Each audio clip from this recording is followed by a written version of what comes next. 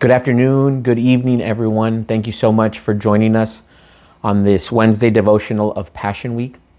I want to thank you if you've been following us along. On Monday, Melissa did a great job. Tuesday, Pastor brought the devotion, and today is my turn. And then tomorrow is Sister Maggie. So I encourage you to keep following along and remind you that we will have service on Friday evening at 7 p.m. It'll be our Good Friday worship, devotion, and communion service. So I invite you to come out, invite a friend, bring your family, and I know that you will be blessed. Today I'm going to start the devotion by asking you a question. Have you ever noticed how some of the biggest moments in your life didn't happen in front of people? It wasn't some huge announcement. It wasn't a big stage. It was a quiet decision. A moment that nobody else saw, a choice that you made eternally, that ended up shaping everything externally. Maybe it was something that you said yes to. Maybe it was something you knew you shouldn't have. Maybe it was something God was asking you to surrender, but you held on to it. I think we all find ourselves in those situations sometimes. But in that moment, it didn't feel like a big deal. It just felt like one small decision. You thought to yourself, what's the worst thing that can happen? But over time, that small decision became a turning point. And what's crazy is most of life is shaped like that. Not by the big visible moments, but by the quiet ones, the hidden ones, the decisions that we make before anyone else ever sees them. And today, as we walk through Wednesday of Passion Week, that's exactly what we're stepping into. Today is a quiet day, no large crowds, no big miracles, no big public moment. But behind the scenes, decisions are being made. The religious leaders have had enough. Jesus had exposed their corruption, challenged their authority, and confronted their hypocrisy.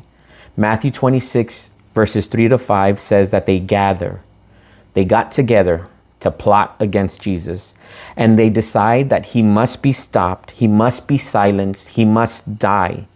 They just need to look for that opportunity. They don't know how to do it or when to do it.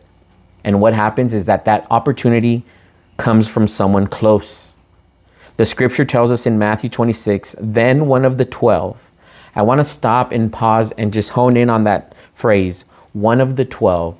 It didn't say one of the strangers or a stranger walked in. No, it didn't say that one of the religious leaders rose up and said, hey, I know what to do. It says one of the 12, Judas Iscariot, went to the chief priests. One of the 12, one who walked with Jesus, one who saw the miracles, one who sat at the table. One of the 12 shows up and asks, what are you willing to give me if I hand him over to you? And they count out 30 pieces of silver. 30 pieces of silver is what they're offering for Judas to hand over Jesus. That's the price of a slave, the price of betrayal, 30 pieces of silver. But here's what's powerful. Judas didn't just wake up that day and decide to betray Jesus. This wasn't a random moment.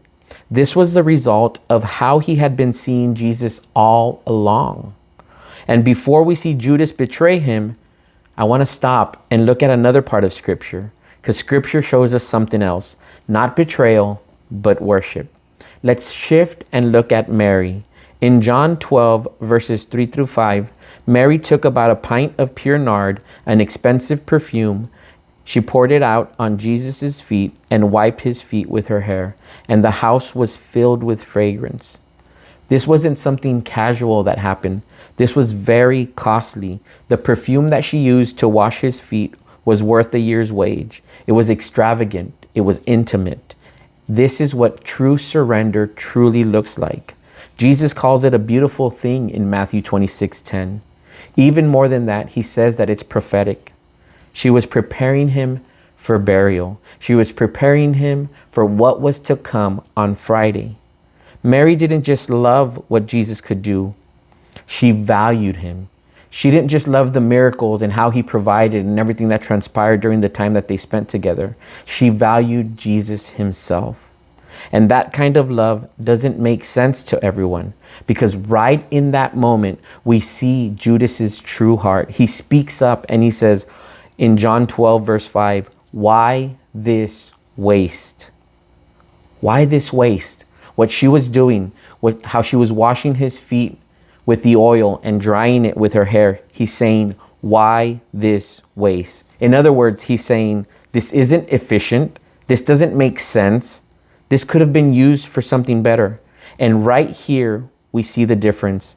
Mary sees Jesus as worthy. Judas sees Jesus as a cost. 30 pieces of silver. And here's what we have to understand, that this was more than money. This was the value. This is valuation that Judas is putting on Jesus. This is Judas saying, this is what Jesus is worth to me. 30 pieces of silver. And if we're honest, we may not say it out loud, but we answer the same question all the time. We don't trade him for silver, but we trade him for other things, church family. We trade him for convenience. When obedience gets uncomfortable, we choose what's easier. We trade him for comfort. When following him costs us something, we pull back. We trade him for control. We want Jesus, but we want him on our terms, our guidelines, our boundaries. We trade him for image. We care more about how we look than how we actually live out our lives. We trade him for sin that we won't let go of, and we trade him for priorities that slowly push him out of our lives. And every time we do that, we're answering the same question. What is Jesus worth to me? And here's the part that we can't miss. Judas didn't look like the villain at first. He was around Jesus. He was serving. He was a part of the 12. He was a part of the group. And even in that moment, he does sound spiritual. He's saying, shouldn't we help the poor? But the truth is, you can be doing things for Jesus and still not actually value him. Without real love for Jesus, even generosity becomes empty. Even service becomes self-protective, because the goal was never just activity. It was true devotion to Jesus. The great contrast. Two people, two hearts, two responses. Mary sees Jesus as priceless. She holds nothing back, and she pours it all out. Judas sees Jesus as useful. He calculates the cost, and he walks into betrayal. So the question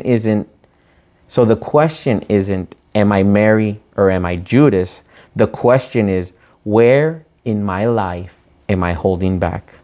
Where am I hesitating to give Jesus everything? Have I placed conditions on my faith? Am I following him only when it fits my plans? Because at some point, every single one of us faces the decision of Holy Wednesday. At some point, every single one of us has to answer this question. What is Jesus worth to me? What is he worth to you? What is he worth to me? Not in a church moment, not in a song, not in what we say, but in how we live. Because Wednesday wasn't loud, it was quiet. And in that quiet, a decision was made that led to the cross. Judas made his decision in secret. Mary made her decision at his feet. And today we're no different.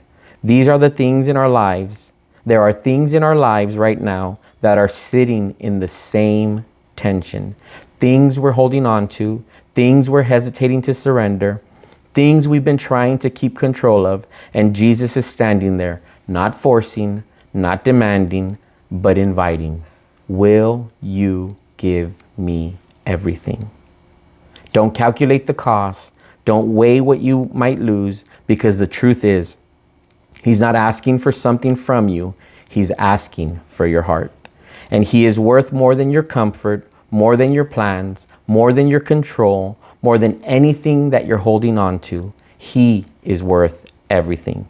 So today, don't walk away like Judas, counting the cost, calculating what you're going to get.